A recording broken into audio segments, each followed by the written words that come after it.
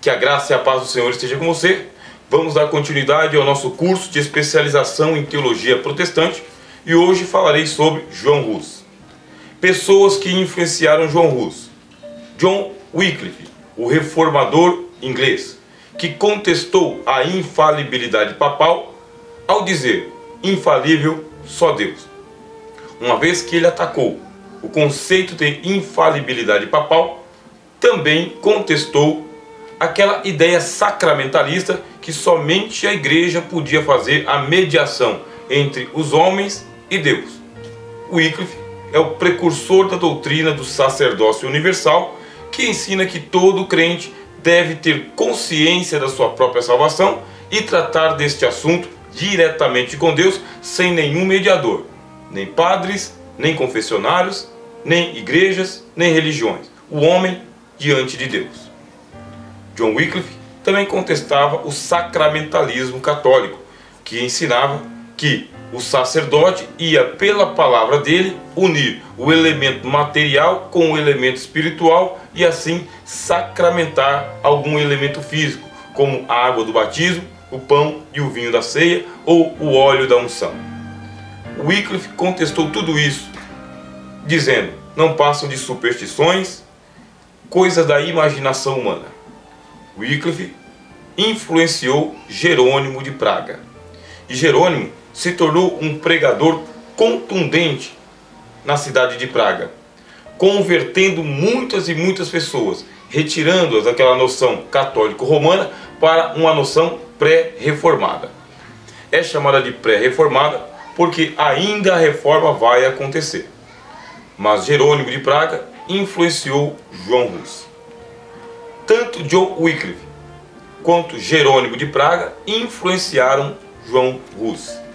E aqui eu tenho em mãos uma das palavras de John Hus sobre a igreja, a noção que ele tinha de igreja.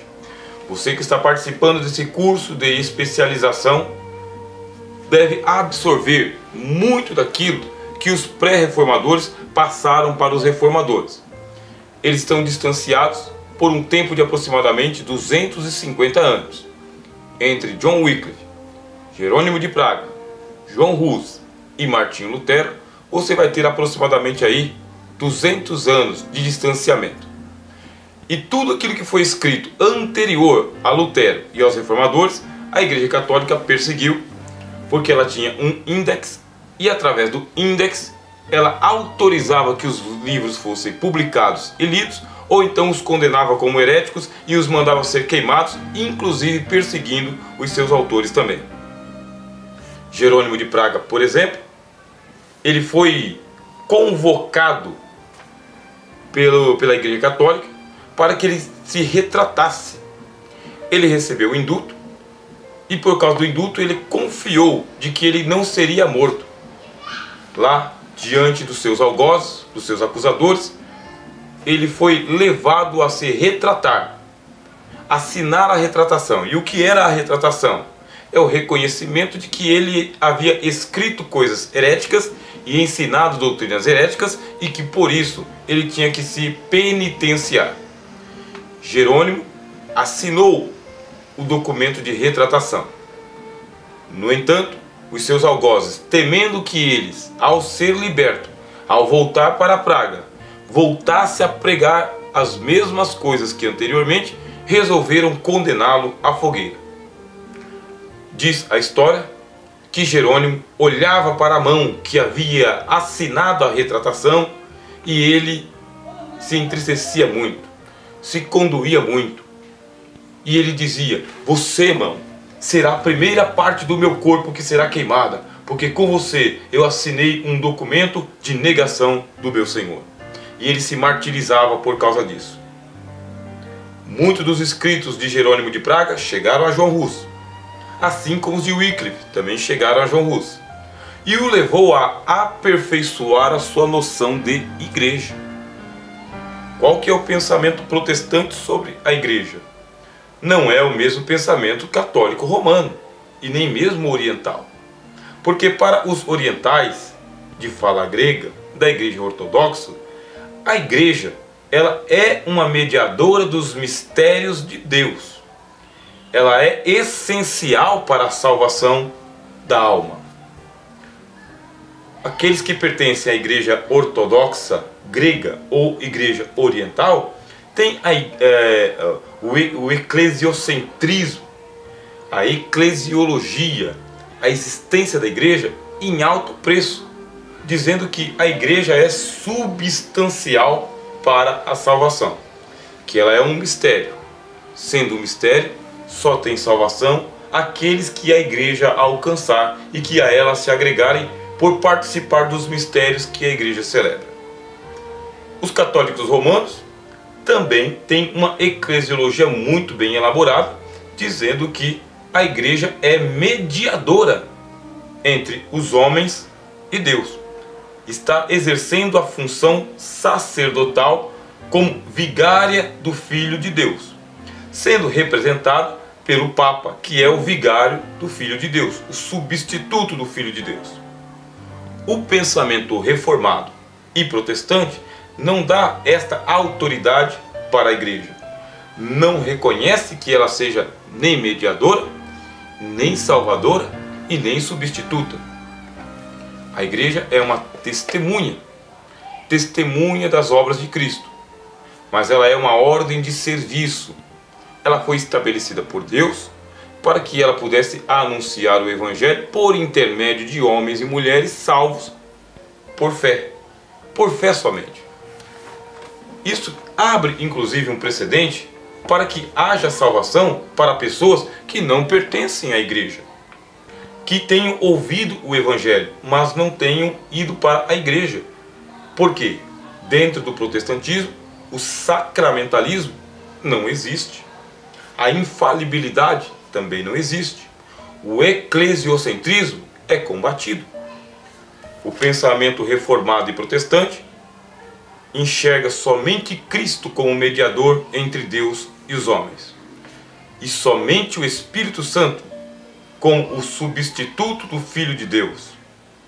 E por substituto não significa que retira o Filho de Deus, mas sim como um representante direto e imediato da pessoa do Senhor Jesus Cristo. Quando você começa a pensar desta forma radical e extrema, de que a tua salvação é assunto seu e de Deus, e que ninguém pode se interpor entre você e Deus, você está abraçando a doutrina protestante, no seu germe, na sua origem, no seu significado mais profundo. Mas quando você abre mão do seu sacerdócio universal, da prerrogativa de que você e Deus podem conversar diretamente, sem mediação nem de sistemas, nem de ministérios, nem de instituições, nem de sacramentos, nem de ordenanças, nem de memoriais. Quando você abre mão do precedente de que a tua salvação é um assunto resolvido entre você e Deus na cruz de Cristo, você deixa de ser um protestante, um reformado e um evangélico inclusive. Porque ser evangélico significa o evangelho primeiro. E em casos radicais, o evangelho somente.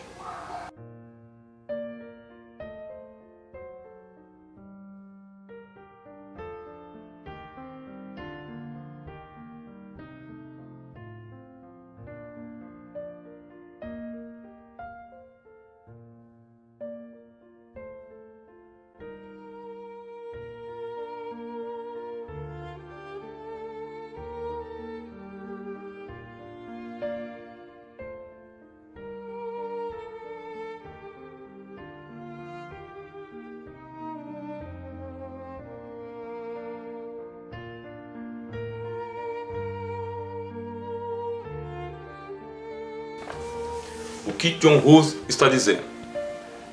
Fica difícil você identificar quem é de Cristo e quem não é de Cristo simplesmente pela nomenclatura que ele releva exteriormente. Fica difícil. Pode ser cristão dentro da igreja, pode ser cristão fora da igreja. Ser cristão não tem a ver com a exterioridade da igreja. Como disse o apóstolo Paulo, não é israelita aquele que é exteriormente, na carne, e sim aquele que é na circuncisão do coração. O apóstolo Paulo, se a gente pode tomar ele de empréstimo aqui, e devemos inclusive, ele fala que existem judeus exteriores e judeus interiores. Quem são os judeus interiores? Aqueles que tinham a lei de Deus escrita nos seus corações, não na pedra. É muito difícil você distinguir entre filhos de Deus e não filhos de Deus exteriormente. Por isso mesmo Cristo disse: é pelo fruto que se conhece a árvore. Não é pela árvore, a capa, a copa, as folhas, os galhos que se conhece o fruto. É pelo fruto que se conhece a árvore. Vai depender muito de andar com a pessoa, conviver com a pessoa, perceber que ela está reproduzindo as palavras e as atitudes de Jesus full time, para a vida inteira, Com este cristianismo, João Hus começou uma reforma na Boêmia. Eram católicos, mas eram católicos contestando o catolicismo da mesma maneira que existem protestantes contestando o protestantismo e evangélicos contestando o evangelicalismo e pentecostais contestando o pentecostalismo e avivados contestando o avivalismo e tradicionais contestando o tradicionalismo. O que isso significa? Que ser cristão vai muito além de ter uma carteirinha ou uma credencial, de pertencer a um ramo denominacional. Ser cristão é uma questão radical, de um encontro direto com Jesus, único, insofismável e insubstituível.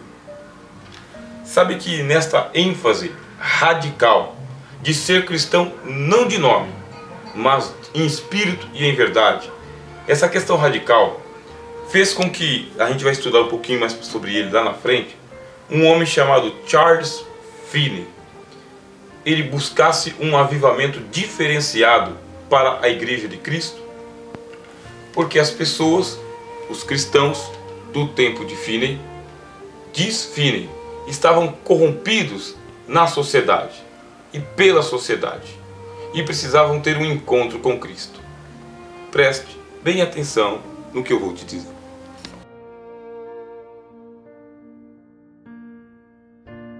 Charles Finney vive numa sociedade de cristãos nominais.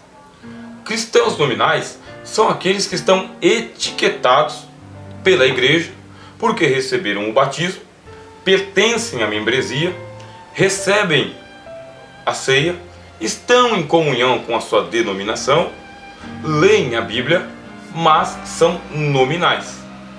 Por quê? Se provocados à fé, se estimulados à piedade, se chamados para participar mais de perto do sacrifício de Cristo e da cruz, renegam a prática evangélica, a prática cristã. Cristãos nominais. Charles Finney vivia numa sociedade assim, onde ele percebia que as pessoas eram cristãos nominais, participavam de toda a ritualística cristã, pregação, louvores, cultos, ofertas, mas quando colocavam o pé da porta para fora da igreja e do ambiente cultico, assumiam os comportamentos ímpios da sociedade sem Deus. Charles Finney começou a pastorear igrejas e, revoltado com isso, porque, diz a história, um homem de caráter, um homem de índole, um homem de princípios, começou a pregar um avivalismo exigindo conversão dos cristãos que estavam na igreja dele. Isso parecia uma história muito absurda. Como assim eu me converter, sendo que eu já sou cristão, já sou batizado desde criança, desde adolescente? E Finney ensinava os cristãos a aceitarem a Jesus, converter-se, mudar seus pensamentos, seus caminhos e os seus princípios. A princípio houve uma rejeição, mas aos poucos as pessoas foram tomando consciência, As pregações de Finney eram contundentes e trazia as pessoas a uma reflexão. Ele convidava quem queria aceitar a Jesus como Salvador e reservava a eles um banco próximo ao púlpito, onde as pessoas iam, em sinal de aceitação, sentar naqueles bancos para poder assim receber uma segunda bênção e buscar o Espírito Santo. Eu estou falando isso aqui agora, perto de John Hus, John Wycliffe e também de Savonarola. Por quê? Savonarola não, Jerônimo de Praga. Savonarola é outro pregador. Estou falando isso aqui perto por causa que sempre houve esse movimento de piedade dentro da igreja. Esse movimento de não dá para ficar do jeito que está. Os cristãos precisam ter um encontro com Deus autêntico, real, espiritual e urgente. Na linguagem de Søren Kierkegaard, que também foi um cristão protestante de matriz luterana, ele dizia um encontro existencial, onde o crente se isola do mundo para ter um encontro com Deus. Como assim se isola do mundo? Vai para um convento? Vai para um mosteiro? Vai para uma cela? Vai para as montanhas, como os padres do deserto? Não é isso que Kierkegaard dizia. Este isolamento é o homem se isolar de si mesmo, do seu contato com tudo aquilo que lhe prende a este mundo e que não lhe permite andar com Deus. Kierkegaard ele falava, por exemplo, da fé tipo A, a fé tipo B, a fé tipo C, que ele chamava de religiosidade. Escreveu um livro chamado As Estações da Vida, ou Fases da Vida. A ideia é, a vida vai andando, vai passando. Você tem uma fase chamada fase estética, outra chamada fase ética, e você tem uma terceira chamada fase religiosa. Na fase estética, você é um cristão, mas você está alucinado com a cosmética do mundo, com a aparência das coisas. Os passarinhos e as belas flores querem te encantar. O canto da sereia, a sedução das riquezas, a busca pelo poder, o apego à matéria. É a fase estética, de acordo com Søren Kierkegaard, cristão dinamarquês, luterano a princípio, mas depois ele mesmo já não se identificava mais com o luteranismo, e dizia isto: na fase estética nós estamos aprisionados aos sentidos. Há um momento da existência cristã em que nós nos incomodamos com o esteticismo e vamos buscar uma religiosidade, mas ainda não temos essa religiosidade. Passamos para a fase chamada de fase ética. E nesta fase ética, vamos atrás dos princípios de moral, certo e errado, verdadeiro e falso, bom, ruim, justo e injusto. Fase ética. Ética. E essa preocupação da ética sempre existiu dentro da teologia protestante. Mas Kierkegaard foi mais longe do que a ética. Ele falava de estética, falava de ética e falava de religiosidade. Religiosidade A e religiosidade B. A religiosidade A é ainda esta ligação que nós temos com o sistema religioso. Denominacionalismo. Religiosidade formal. Pertenço à igreja A, B ou C. O nome do meu pastor é este, esse e esse. Meu ministério é aquele. Minha profissão de fé é esta. Religiosidade A. Ainda está ligado ao materialismo ou à formalidade da religião cristã. Kierkegaard fala de uma outra religiosidade, que é a religiosidade de Abraão. Religiosidade B. Esta religiosidade B é o que Kierkegaard vai chamar de salto da fé, que é o que preconiza o pensamento protestante e dos pré-reformados. Nós cristãos precisamos chegar a um ponto de ousadia, de ruptura. Como vamos fazer uma ruptura? Não dá, temos medo, temos temor, temos pavor. Na prática, nós não conseguimos acreditar numa salvação fora da igreja, em comunhão direta com o Senhor Jesus, somente com o Senhor Jesus. Mas o Kierkegaard, ele vai falar, Abraão demorou, mas Deus o levou a ter a religiosidade B, que é o salto da fé, quando você vai ter um encontro com Deus somente. E como que isso acontece? Kierkegaard, ele fala de Abraão. Quando Deus pediu a Abraão o sacrifício de Isaac, Deus estava desmamando Abraão. Ele compara o sacrifício de Isaac com o desmamamento de uma criança. Ele diz, quando uma criança está apegada ao seio da mãe, que chega a hora de apartar a mãe e a criança, existe um trauma. Aí ele escreve várias vezes, o trauma para a criança que está perdendo a mãe, o trauma para a criança que está perdendo a mãe e o trauma da mãe que está perdendo a criança. Mas tem que haver um desmame. Esse desmame é a ruptura, para que o homem possa dar um salto no escuro, ou um salto no abismo, o salto da fé. E o que diz o Kierkegaard? O salto é o pulo que você dá na certeza de que a mão de Deus vai te segurar por fé, e se não houver mão de Deus, você cai no abismo eternamente.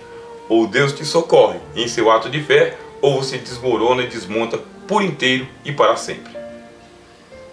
O lado positivo da gente pensar assim junto com o Kierkegaard é o seguinte: se você não testa a sua fé, se você não prova a sua fé, se você não vai para as raias do radicalismo para ter um encontro com Deus, como saber que você não está sendo enganado pela religião, pelo seu pensamento, seu racionalismo e pelo diabo? Como saber que você não tem apenas uma fé formal, enlatada, institucional, que não custa nada para você, é muito cômoda, é só aguardar Jesus voltar? Como ter certeza de que realmente Jesus voltará? Mais ainda, como ter certeza de que a tua alma está salva? Kierkegaard fala, somente se você romper com todo o tradicionalismo, religiosidade, eticismo, para você poder sacrificar o que lhe é mais caro, o seu Isaac. Bom, João Hus fez isso, tá bem? Eu aqui lendo a história dele, escrita por Tony Lane, no livro Pensamento Cristão, volume 1, fala que João Hus fez isso, e não somente João Hus. Jerônimo de Praga fez isso, John Wycliffe fez isso, Martinho Lutero fez isso, Ulrico Zwinglio fez isso, John Knox fez isso, João Calvino fez isso, Guilherme de Orange fez isso, Jerônimo Savonarola, que eu aqui citei no lugar do Jerônimo de Praga, também fez isso. É a ruptura, é o enfrentamento.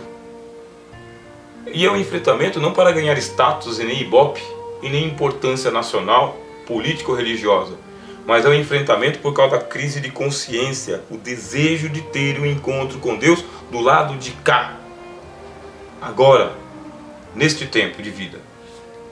João Hus pagou com a própria vida, porque ele defendia as doutrinas de Wycliffe, e as doutrinas de Wycliffe já tinham sido condenadas pelo catolicismo no Concílio de Constança, assim como também Jerônimo de Praga, condenado no Concílio de Constança, assim como também João Hus, condenado no Concílio de Constança. O João Hus, ele, apesar de ele endossar muitas doutrinas do John Wycliffe, tá bem? Tinha algumas que ele não endossava. Ele ainda tinha uma certa piedade católica quanto à piedade. O que ele contestava era o alto grau de corrupção que havia na igreja.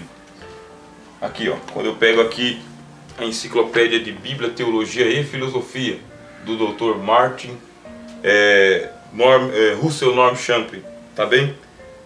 Ele fala que João Hus, ele foi perseguido justamente por causa do alto grau de corrupção que havia na igreja e que era denunciado por ele. Bem, as dificuldades dos reformadores continuam, tá bem? Havia um imperador chamado Sigismundo, que ele foi o traidor de Wycliffe e de Hus. Foi ele que impediu a reforma da Boêmia, mandou matar João Hus. Bom, eu não gostaria de chamar você para a ruptura, mas desde o primeiro vídeo que você assistiu, você vai lembrar que o apóstolo Paulo disse o seguinte: olha, importa que hajam coisas erradas acontecendo, heresias, para que aqueles que têm a aprovação de Deus se manifestem. Se porventura o Espírito Santo iluminar a tua mente e o teu coração e os seus olhos, para que você possa começar a enxergar a corrupção que existe no mundo religioso evangélico do qual você pertence. Agora que você está recebendo essa formação teológica, veja só o que eu disse: se o Espírito Santo te iluminar, se ele te comissionar, se ele mexer com você, é porque você vai ser uma testemunha dentro da onde você está morando, vivendo e convivendo. E vão ser abertas algumas oportunidades para que você dê testemunho de Cristo contra o erro. Sabe que esse negócio de dar testemunho de Cristo contra o erro, às vezes é entendido como criticar o irmãozinho e a irmãzinha. E não estou depreciando o irmãozinho e a irmãzinha. Mas é muito fácil a gente olhar para aqueles erros que nós consideramos ciscos, que mexe com um irmão novo convertido, uma irmã que não é líder, ou que é um líder de um pequeno grupo. Mas não é disso que os reformadores estavam falando. Não é disso que nós estamos tratando nesse curso de especialização em teologia protestante. Falamos da alta corrupção. Alta corrupção é aquela que é praticada por gente de poder, de trono, de potestade, de autoridade, que em nome de Cristo camufla a verdade, não permitindo que a verdade triunfe sobre o engano.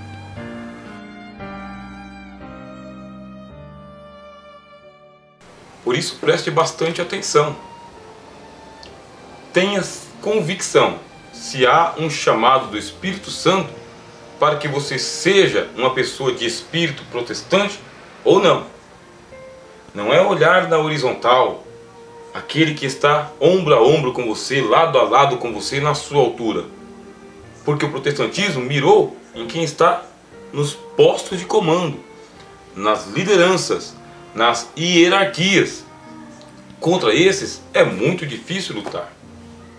E há um desgaste emocional e espiritual muito grande lutar contra erros espirituais encalacrados em nome de Cristo nos lugares aonde não deveriam estar. Muitas vezes temos habilidade para enxergar o erro que está fora e não conseguimos combater o que está dentro, porque aquele que está dentro tem um endosso, e esse endosso é o endosso patrimonial. Tem alguém investindo no erro de forma patrimonial. Patrimônio é aquilo que pertence a alguém e que não pode ser mexido, porque tem dono. Quando o erro ele é institucional, patrimonial, tem dono. É como se fosse lá no tempo de Jerubaal. Vocês lembram de Jerubaal? Quem é Jerubaal? Gideão. Gideão foi chamado por Deus, mas ele tinha que derrubar o poste ídolo de Baal que estava no quintal da família dele. Ora, combater Baal no quintal dos outros é uma coisa, mas vai combater Baal dentro do teu quintal. O Baal institucional, patrimonial, endossado por um ministério, por um alto figurão, um medalhão. Há um desgaste emocional e espiritual muito grande. Famílias inteiras são punidas quando mexem no Baal de dentro de casa. Isso me faz lembrar dos textos de Tomás de Kempis. Tomás de Kempis também foi um piedoso do final da Idade Média, que escreveu uma obra chamada Imitação de Cristo. Se você vai imitar Cristo, prepare-se para a jornada espiritual. Um dos desejos que eu tenho com esse curso de especialização é oferecer a você não somente uma formação teológica, não apenas informar você do que é que os protestantes pensam, muito mais. Tenho o desejo de tocar no seu coração, e não de forma romântica, nem de forma idealista, mas de forma cristã, piedosa. Mostrar para você que este movimento de reforma é muito mais um impulso da alma cristã do que um movimento intelectual ou político. Existe esse lado também. Já falei para vocês, Deus nos deu razão, intelecto, para nós filtrarmos o erro do acerto, o engano da verdade. Mas Deus também nos deu coração. E com o coração nós vamos entender muito mais. O que levou um homem como João Hus a enfrentar a fogueira? Jerônimo de Praga a enfrentar a fogueira? John Wycliffe, João Savonarola, muitos valdenses, muitos petrobrucianos, embora que seja um pouco fora da nossa linha, mas os cátaros também, e muitos outros que são chamados de a semente dos piedosos.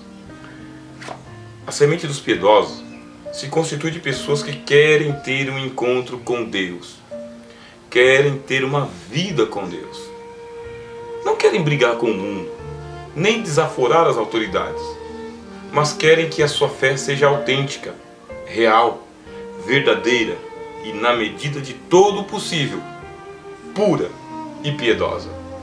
É por isso que eu quero apresentar a vocês aqui Tomás de Kempis.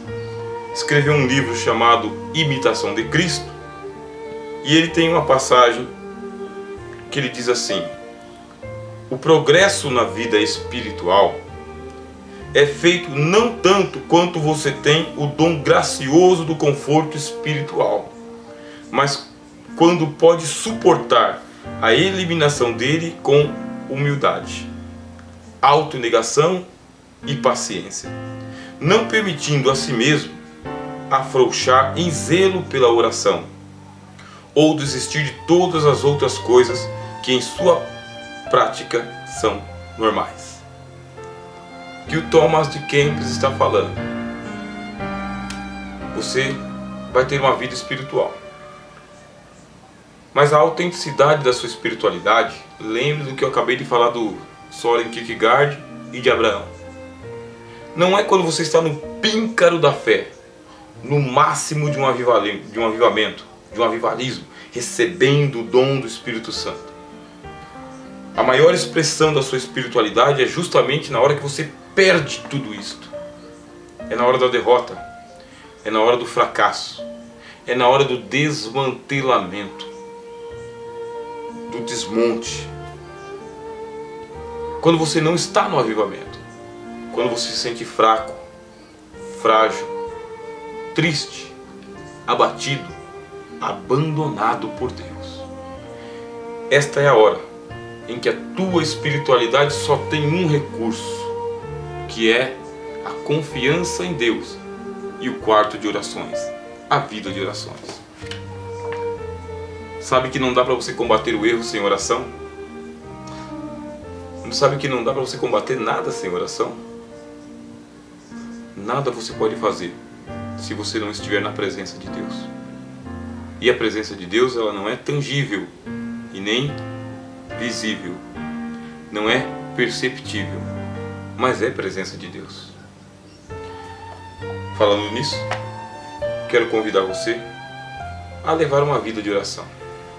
Sabe que eu escrevi um livro chamado Oração, um livro só sobre oração, que ele vai falar sobre como alcançar a verdadeira vitória através de uma vida de orações. Caso você queira, pode me solicitar. Eu posso te enviar em PDF. Você vai receber ele gratuitamente e pode espalhar por onde quer que você queira e para quem você quiser também. Alimente as suas batalhas por uma vida de oração. E aqui eu não falo aquela oração formal. Eu falo de uma oração autêntica, real. Aquela que você faz no corredor do hospital, quando você está levando um filho ou um parente para uma sala de cirurgia. Eu falo daquela oração apertada que você faz quando está dirigindo o seu automóvel e o tráfego não deixa você andar. Eu falo daquela oração que você está assim para preencher uma ficha de emprego e você precisa do auxílio de Deus. Não é que eu sou contra a oração formal, mas muitas vezes a formalidade da oração não passa de um palavreado pagão e desnecessário. Falo daquela oração de Cristo na cruz. Não dá para dobrar os joelhos, não dá para ler, só dá para falar com Deus. Eu falo daquela oração do Getsemane, em que Cristo ora 3 vezes as mesmas palavras, sem se prolongar demais. Eu falo da oração cristã, aquela que é dada pelo Espírito Santo, na hora que você está mais distante de Deus. Essa é uma controvérsia que existe, mas é nesse momento que você deve orar. Quando você não estiver sentindo a presença de Deus, quando você não estiver sentindo o amor de Deus, quando você não estiver sentindo o cuidado de Deus, quando você não estiver sentindo nada de Deus, é nessa hora que você tem que orar. Que Deus em Cristo te abençoe. Sou o professor Rogério de Souza e esse é o curso de especialização cristã. O próximo vídeo muito importante, nós vamos falar sobre Martinho Lutero, este gigante da reforma cristã, da reforma protestante. Gigante, mas pequeno. Que Deus te abençoe.